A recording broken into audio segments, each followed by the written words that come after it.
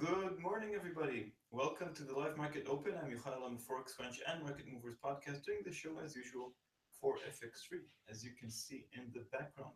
Let's begin with the slides. I'll show you what we're going to talk about. Today is October 26th. It's a Wednesday, as usual, as we do the show every week. We'll cover recent developments in markets. The next events for this week, we'll have a special segment on that. Cover various charts and levels as we do always, the technical stuff, do a preview for the GDP, and I can already invite you to the special GDP coverage this Friday. Our currency of the week is Euro-Dollar, and we'll finish before the wrap-up with a preview for the next week, for the first week of November. Okay, as always, your questions are more than welcome. If for any reason you cannot see the chat box alongside the screen, please go to the address here, tlk.io/fx3-forex-live-video. Good morning, FX Ambassador. Good morning, everybody else. Okay, what's the mood in the markets? Basically, October proves to be the month of the US dollar. Okay, so we're seeing the greenback gain ground. It's never a one-way street. It took a long pause, early this week, and then reasserted itself after this pause. Okay, the big event late last week was on Thursday. The ECB, the European Central Bank, basically they did not discuss anything. Initially, they were talking about that they were going to.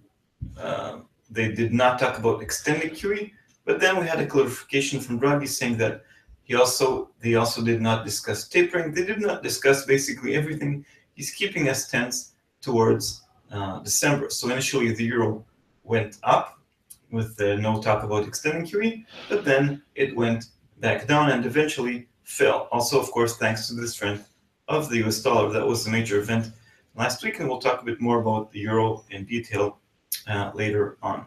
Okay, Brexit. Lots of talk about discussions, negotiations between the UK and Europe. Seems to be hard once again. There was some hope that it will be softer, but now it looks to be hard again. What does a hard Brexit mean? No immigration, more sovereignty for the UK, less single market access, less trade, bad for Europe, bad for the UK. In a quick election update, we didn't have major changes. I mean, the debate was fascinating. I did manage to see it. Clinton, according to various polls by CNN and others, she won the third debate, but there is no big change in the polls. She maintains the lead. As I mentioned, if Clinton maintains her strength, well, if Clinton wins, it's what markets want.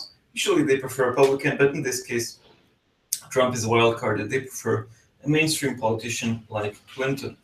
Oil prices, they fail to rally. We did have that OPEC agreement in Algiers, and since then, it's unclear if OPEC countries or non-OPEC countries will indeed freeze oil production. Okay, so good morning, Hans, as well. So oil prices are range, but they're not really breaking to new ground. And we had lots of action with the Canadian dollar. I don't know how many of you trade the loonie, but the Bank of Canada talked about adding more stimulus in the future, and the Canadian dollar fell. This week we had also a comment by Stephen Pelosi, the head of the RBA. He talked, the Bank of Canada. He talked that he said they won't do anything for another 18 months, and the Canadian dollar rallied. But then once again, he said that comment was, he referred to something else, and the Canadian dollar fell. All in all, the Canadian dollar remains under pressure, but we're seeing a lot of action over there. Okay, let's continue with other events that we had in markets, sort of the big themes, big data points. Yesterday we had consumer confidence, the conference report, consumer confidence missing with 98.6 points after a big leap last month. So consumers maybe are less confident in the month of October. In the Eurozone, in Germany specifically, purchasing managers' indices came out better than expected, and also the IFO business climate beat expectations. So the German economy is rolling forward. This gave, each time these good figures about Germany were released, they gave very minimal support to the euro, things that did not last too long. Okay, in the UK employment last week looked good. Only a rise of only 700 people in number of jobless claims, but political headlines move the pound much more than indicators. Retail sales, on the other hand, did disappoint. The reactions, again, like with the German figures, were very limited for a very short period of time. Elsewhere, we had Australia tonight losing. Tonight we had the CPI figures that came out better than expected. That gave the Australian dollar a push higher. Inflation rose by 0.7%. Last week we had a disappointment. Australia lost almost 10,000 jobs and the Australian dollar fell. Also, in the Aussie ranges are quite limited, but we are seeing very good reactions to data. So we had bad employment, the Aussie fell, good inflation, the Australian dollar went high.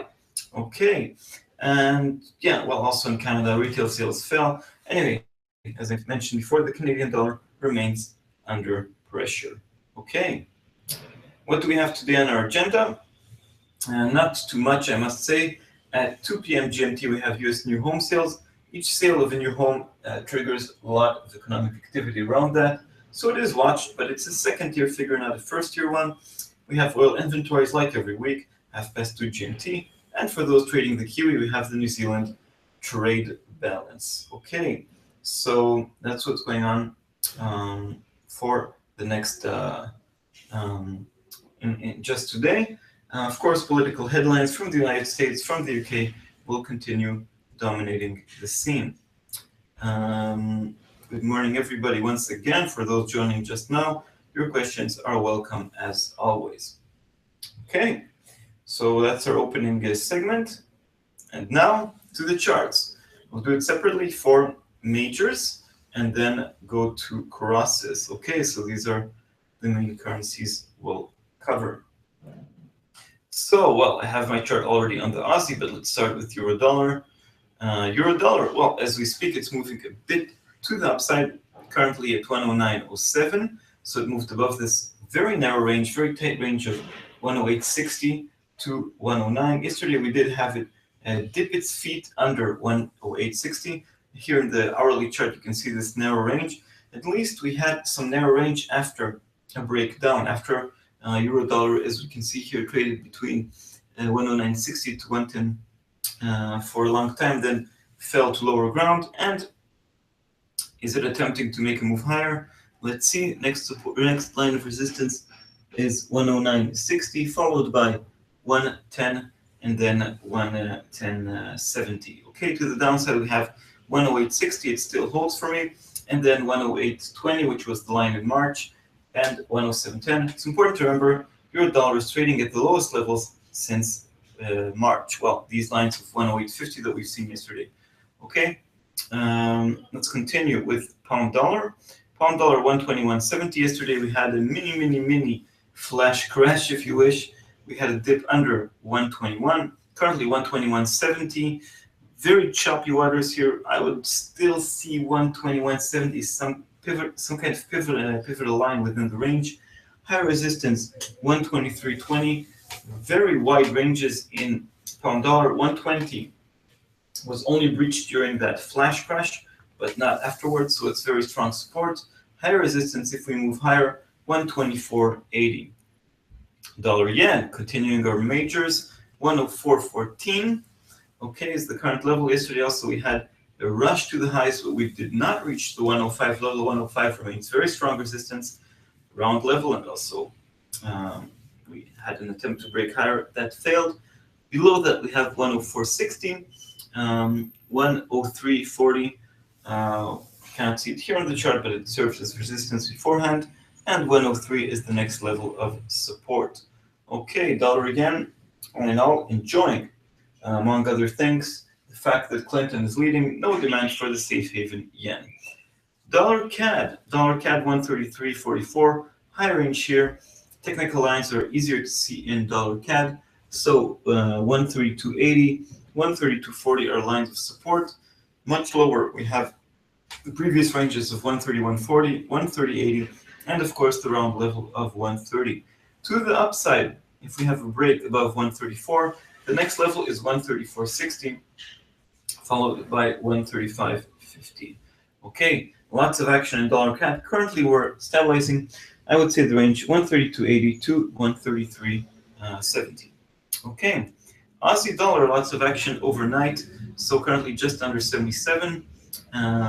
Well, we had a move above this line, but I would look at the round number as immediate resistance, followed by 77.40, which is a very tough line, and then 78.40, which is the cycle high. To the downside, we have 76.50 and 76, the round number. Below that, we have 75. Ranges are relatively narrow in Aussie dollar, but they are well defined. Kiwi dollar, well, here we are at 71.70. 72 is immediate resistance, support at 71, also round number, and the previous, well, and 70.90, just under the 70 level, worked the support beforehand. If we move to the upside, we look at 72.70 and 73.30, which served as strong resistance before that. And the last major we have today is the dollar Swiss.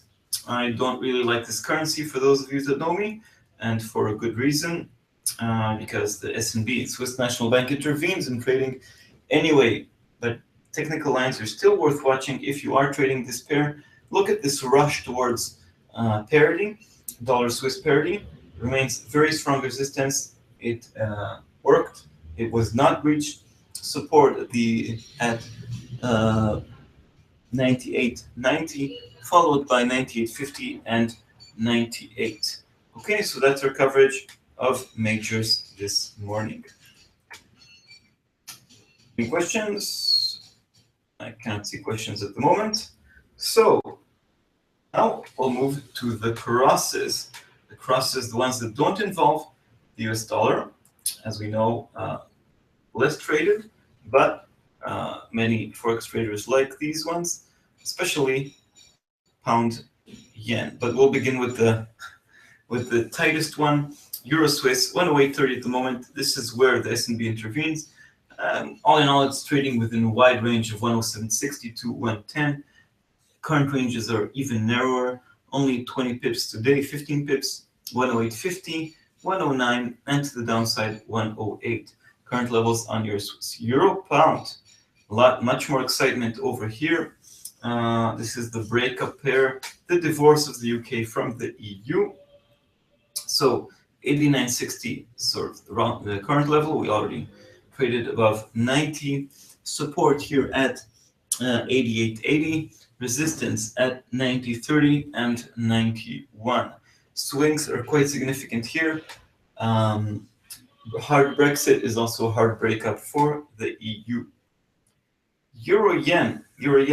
I know that many traders skip this pair and jump straight to pound yen, but look at the interesting ranges here. 112.80 support, 113.80 resistance, followed by 114.50. The next line of resistance. All in all, the lines here work not too shabby, not the best pair to trade maybe technically, but also much better than some of the majors. All in all, we haven't seen extreme movements here because both currencies are weakening against the US dollar more or less at the same time. Here we have more excitement, pound yen. In many cases, also here, these currencies move together against the US dollar. If we have more of a risk-off environment, we could see the yen strengthening and the pound weakening. And the counter reaction, of course, will be the other way around. Anyway, 128 is resistance here. We're trading at much lower ground at the moment. 126.60 is immediate support, followed by 126, the round number. Lots of pips to be gained and to be lost, of course, in this currency pair. Looking at the wider picture, 125 is support, and 140 is sort of the most significant line of resistance post-Brexit. We also have seen 143, but all in all, let's add a few lines to this pair. The Dragon, the Gepi, one of the most liked, well, and also hated currency pairs, crosses. And anyway, so if we add more lines from the top, 134.80, 139.80, 132.50, 128.60 and 125 are lines to watch in the dragon.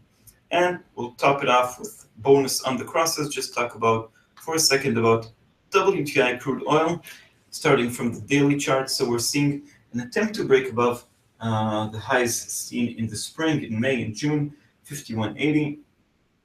Sort of we went just a bit above that, but I would call it a very minor false break. Currently under 50 once again.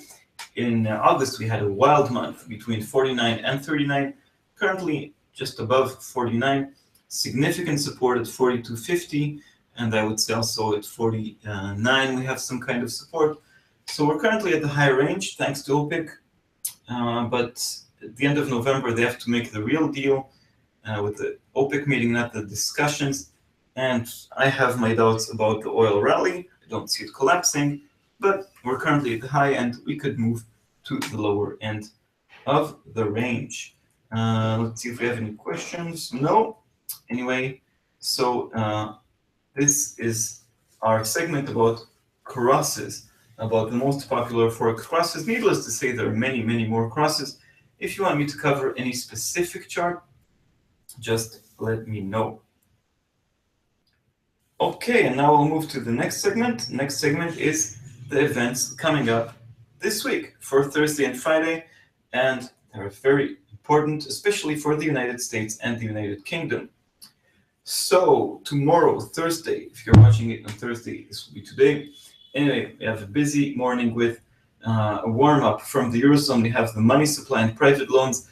One area that the ECB did have success in steering up, in stimulating the economy. Money in circulation is going up, also private loans, but things have stalled a bit. If they fall down, we could see more stimulus from the ECB. But the most important thing comes half an hour later. The first release of UK GDP post-Brexit. Worth pausing a bit on that for a moment, because this is the release for Q3, okay? Third quarter of 2016, which was July to September. The EU referendum was in June, on June 23rd. That means Q3 is entirely after the vote. Of course, the impact of the vote of the breakup of the EU, of the UK leaving the EU, will be seen for years and years.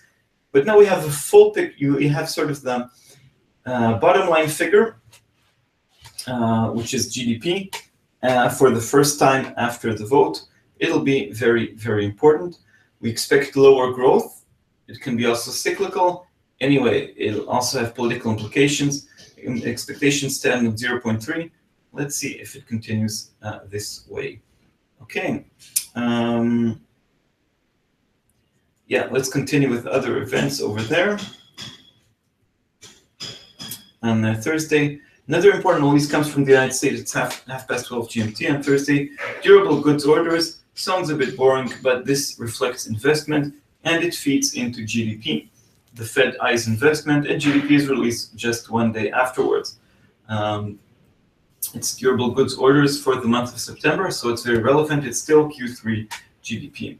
Okay, and we also have jobless claims at the same time. In the past few months, they were really good, but last week they jumped back up to 260. So let's see what's going on over there. And last, we have the pending home sales. Today's new home sales is more important. Moving from Thursday to Friday, thank God it's Friday.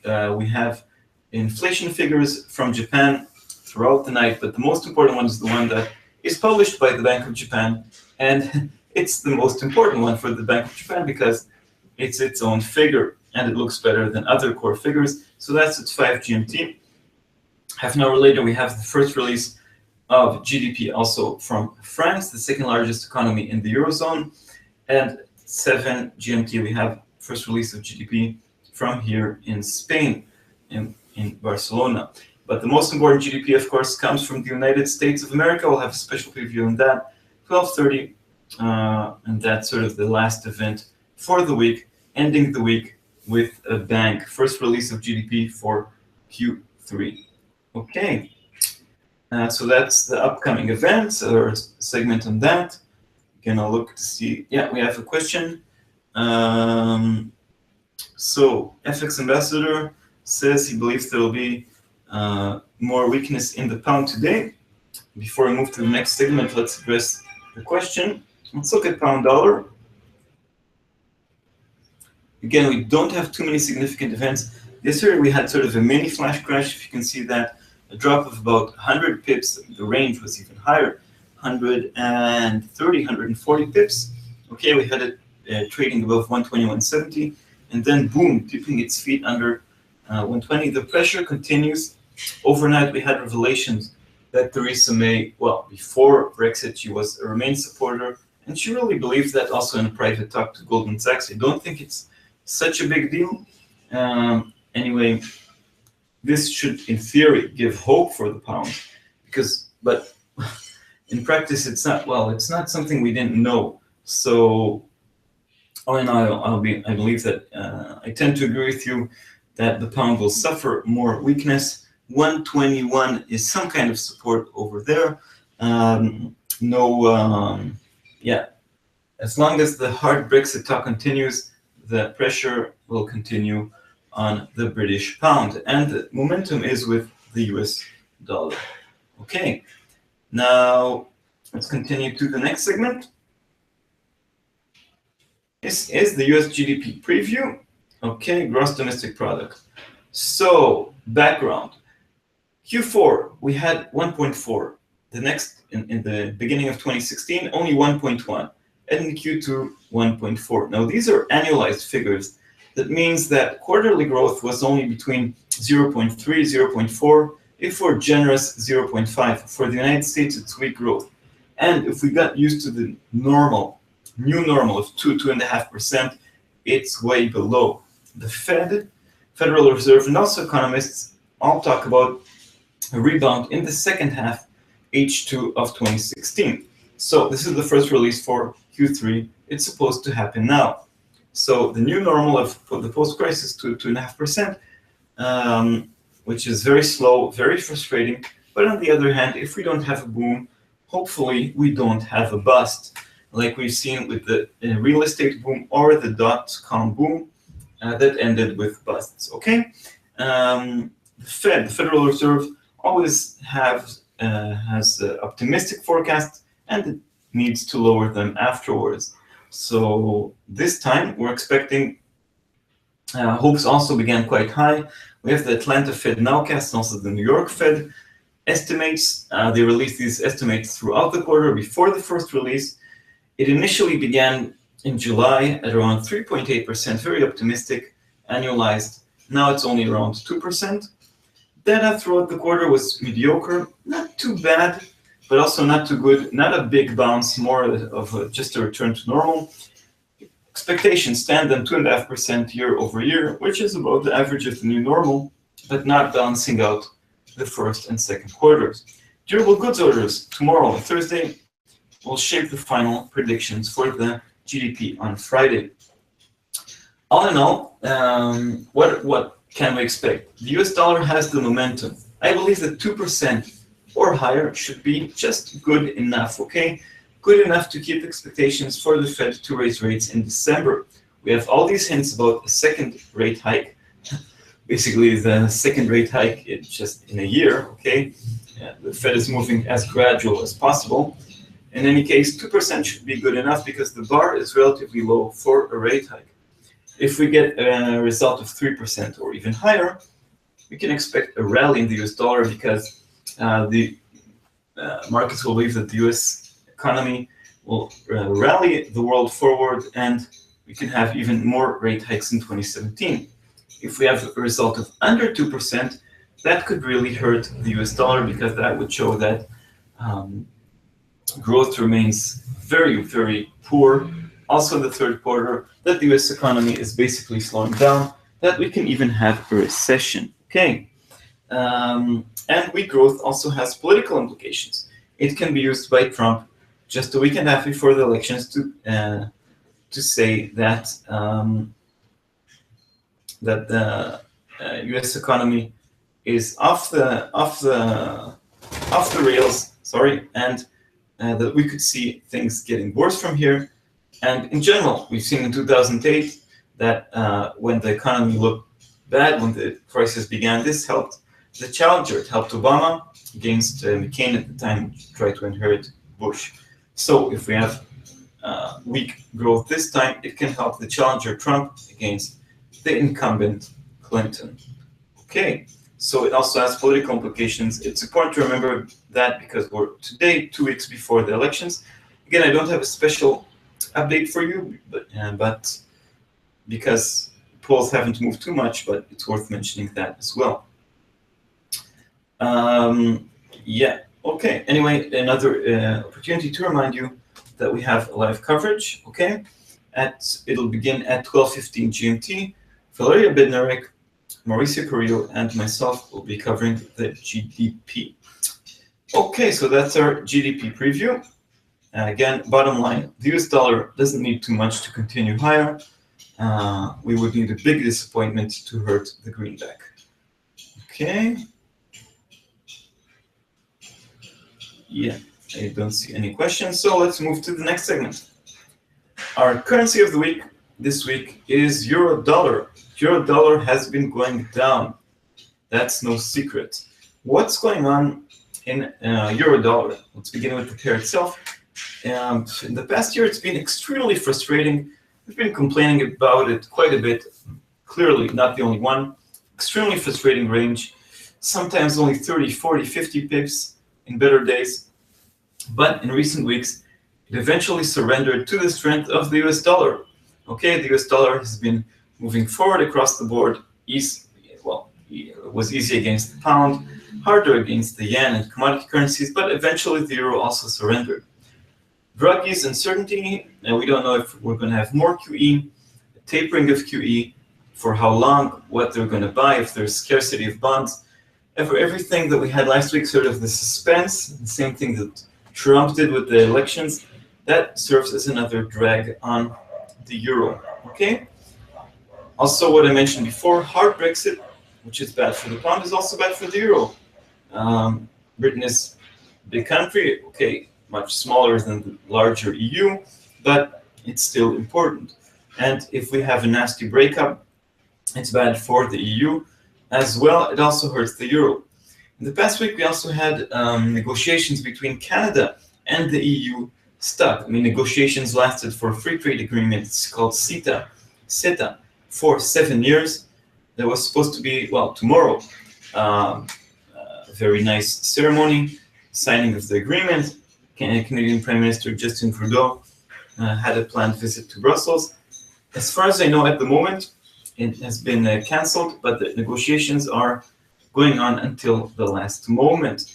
The Belgian region of Wallonia is opposing it, and also I think the Brussels region. There have been protests also in Germany and Austria.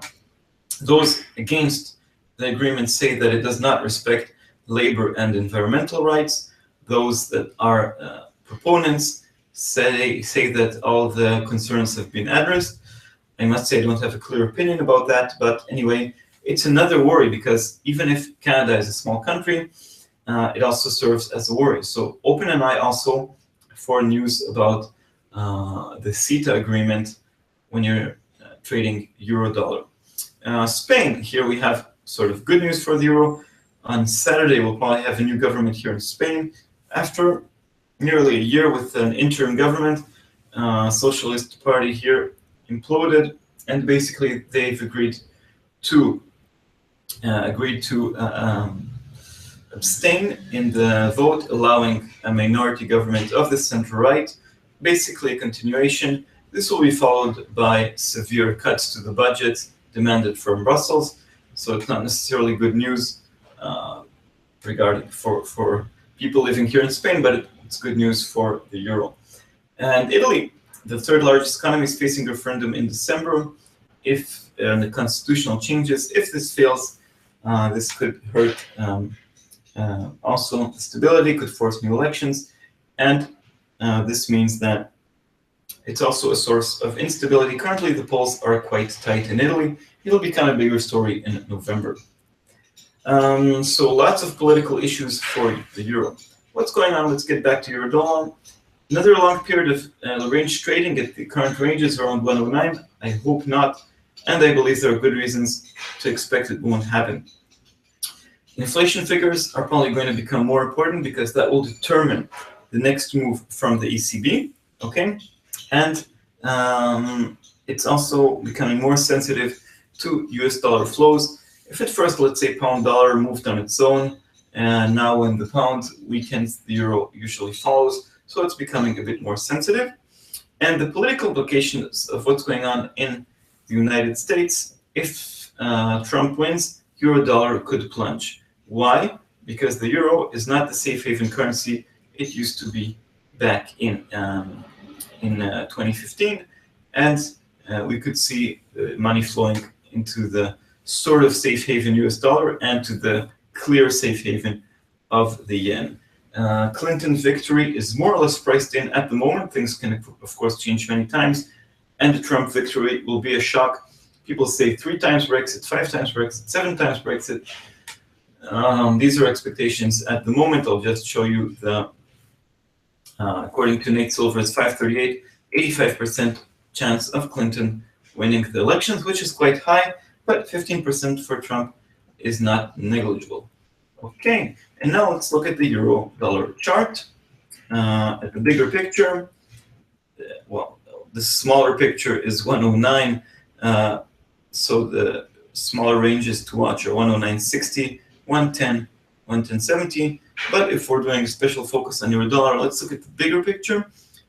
To the upside, if we have good news from Europe, no issues from the US, 111.20 is a very, very strong line. Look how it served as support for long weeks. And to the upside, the level to watch there is 113.70. The high of the year, 116.16, looks very far out, okay? To the downside, we have the recent lows of 108.60, 108.50. Below that, we have the March low of 108.20. That's when Draghi announced more measures, but they weren't enough for markets. Below that, we have 107.10 and December's lows of 105.20, which is a very, very strong level. Now we can also mention, of course, 104.60, which was the 13-year low last seen in March 2015. Okay, so that's our special segment on euro dollar. Any questions here? No, not at the moment. Okay, I've well, more stuff about the elections. Just make sure I didn't miss anything. Yeah, no, basically no change. Okay, and now let's do preview for the week of October 31st to November 4th, which is the week before the US elections, begins on Halloween. First of all, a technical thing, we have a time shift here in Europe over the weekend. Sorry, on October 30th, the clocks, on Sunday, the clocks will move. And in the US, this doesn't happen just yet. That means that the hours will be tighter. That means US and European events will become closer for around 2 weeks. And we have a bigger overlap between the US and European session. We have 5 hours of overlapping instead of 4. Okay? On Monday, it's Halloween in the United States, but it's still, well, full working day. That's just an anecdote. We also have European inflation numbers. As I said, they are becoming more important now. Favorite inflation measure, the core PCE price index. I don't think it will change the picture, at least not for the Fed decision coming on later that week. Very busy week. On Tuesday, it's November 1st, All Saints Day. We have Chinese PMIs. They have become a bit less important than in the past, but still worth mentioning. We have the Australian rate decision. After the relatively strong CPI, chances for rate hike are very low, but the wording of the statement always makes a difference.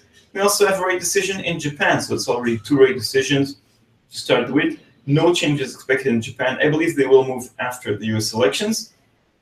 So watch out for changes, but they made a big move in September, announcing that they will look to target long-term interest rates. And That's why no change is expected now. Maybe in December after the elections, maybe not.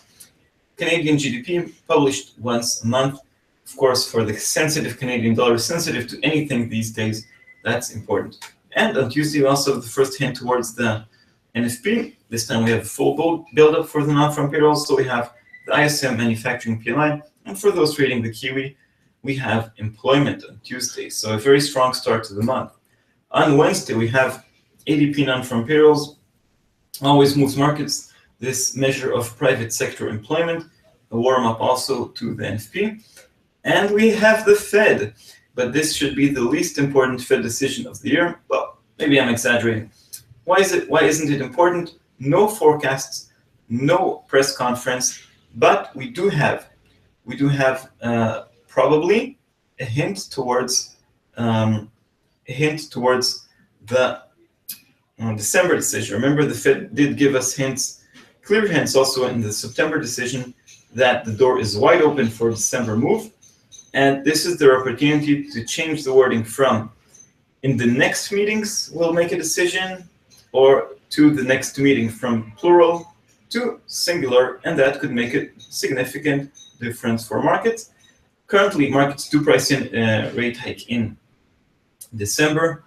So I think the Fed will take the opportunity to cement it. Again, they can always change their mind. More data comes in, they have more speeches, they can always do that. But they will continue, I believe they will continue their preparation, but it will probably not be a surprise. If they retreat from that, if they don't give us a smoking gun, then it could hurt the US dollar. Okay, let's continue. Fed decision, of course, on Wednesday. And we have another big decision on Thursday, probably even more important, coming from the Bank of England.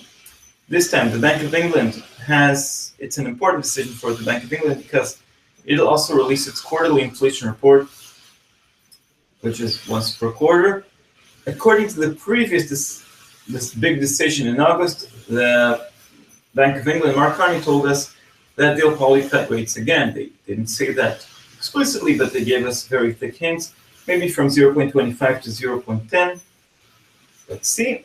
But in recent months, the pound has plunged and inflation consequently has risen.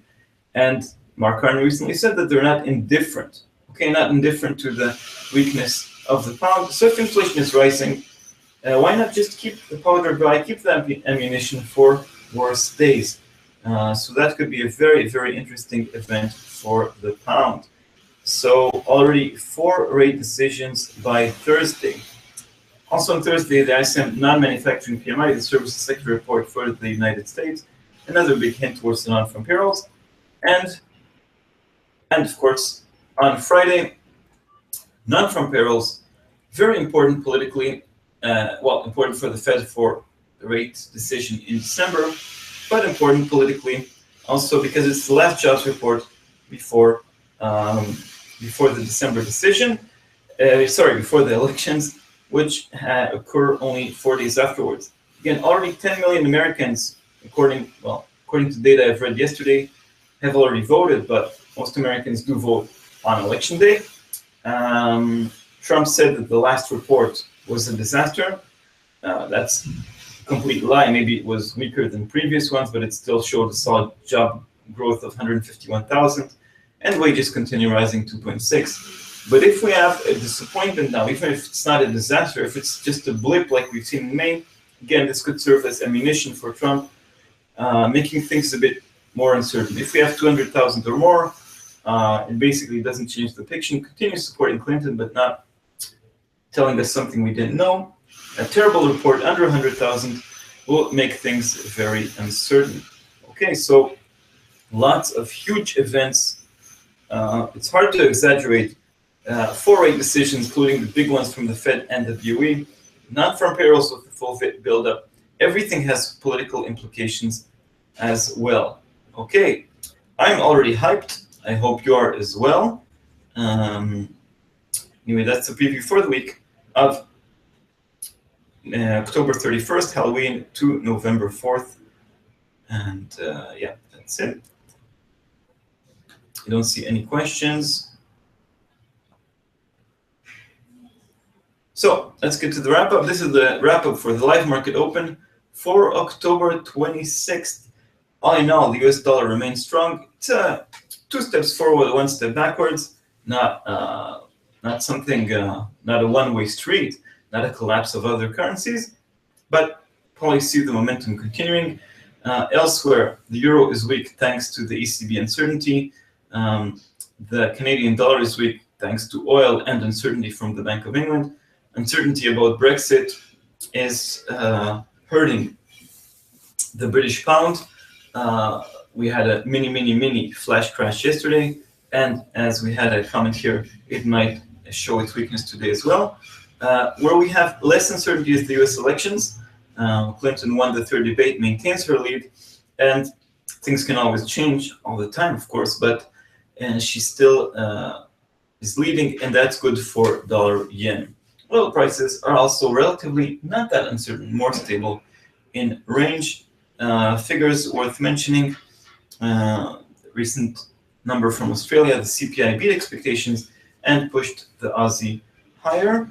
Okay, today we have on the agenda, new home sales is the main event, second tier figure I would say, but always moves currencies, always at prime time hour. Okay, let's do a quick roundup of the chart, see what's going on within our quick wrap up.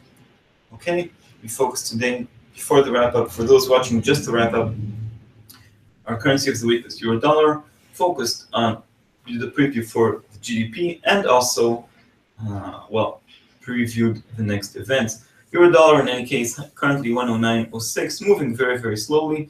109.60 is resistance. We broke above the very recent range of 108.60 to 109. Further resistance 110, further support 108.20. Pound dollar moving up as well. So some weakness in the US dollar as aforementioned. 2 steps forward, 1 step back. 121.70 works as some support with high resistance 123.20, low support 121. Dollar yen made a move towards 105 but was clearly rejected. 104.60 is resistance, 103.40 is support. Dollar CAD, the Canadian dollar, showing its weakness. Now some stability, 132.80 to 133.70, much higher range than we got used to. 134.60 is very strong resistance. Aussie dollar just under 77, which is resistance, followed by 77.40 and 78.40 support. 76.40, 75 is low support. And the Kiwi dollar, relatively stable, currently at 71.70. Watch out for 72, 73.30, and 71 to the downside. Okay, again, let's just refresh this before we move on. So for the Fed, we talked about low chances of a rate hike in November, so this just shows it, according to bond markets, just an 8% chance. But of course, the big event is December, basically only 22% for no change. That means 78% for a rate hike in December.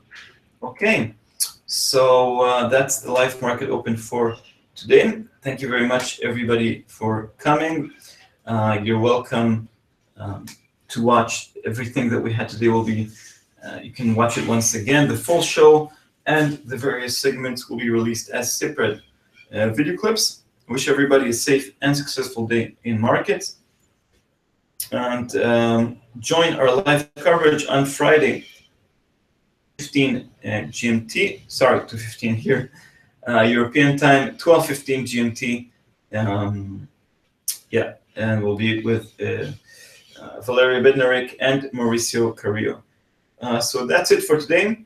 Wish everybody success. Thank you, and bye-bye.